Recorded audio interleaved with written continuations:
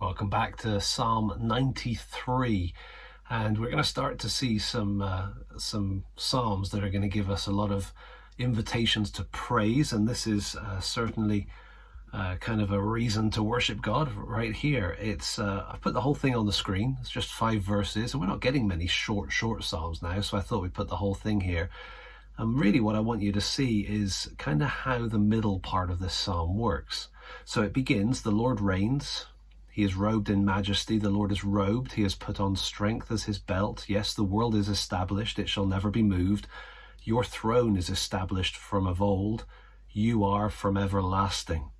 And so for that first part, verses 1 and 2, is God is on the throne. He is in charge. He is strong. He is the creator. And then we get the focus of the middle section, verses 3 and 4. Before coming down to verse 5 at the end, your decrees are very trustworthy. Holiness befits your house, O Lord, forevermore. I've moved that third line up to fit it on the screen. So what do we have in between? Well, he focuses on the floods. So we've got this flood language, we've got the many waters, and we've got the waves of the sea.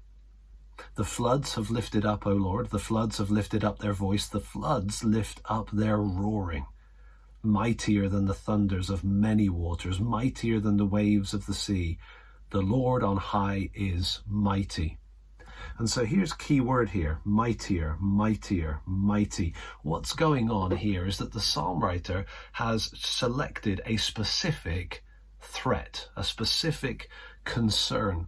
You think about all the natural disasters, earthquake or famine or flood or storm or whatever you might think of. He's kind of considered them, and he's considered, okay, what's the scariest thing I know? The sea.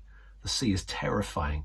It's powerful. It's when the sea gets stirred up, you are very, very humbled in its presence. If you're on a ship or even on the shore and you see the sea just roaring, the thunders of many waters can be absolutely overwhelming, but keep it in context.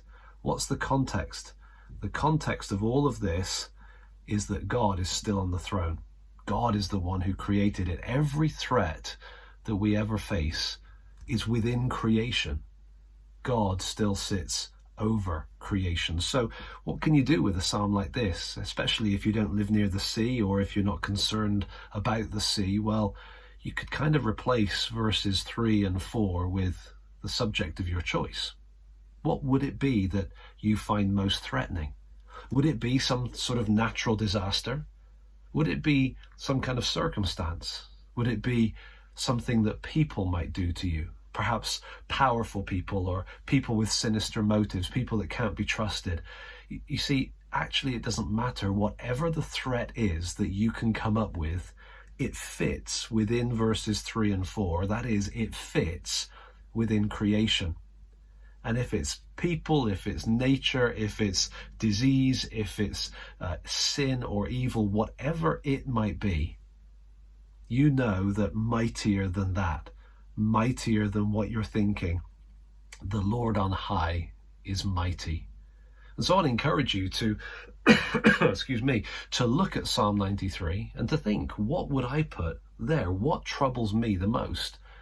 And then to allow verse 4 and that mightier than reality to stir your heart to worship, to recognize that whatever you're facing, it's within creation and God still sits above it. He is still on his throne, established from of old, everlasting, forevermore.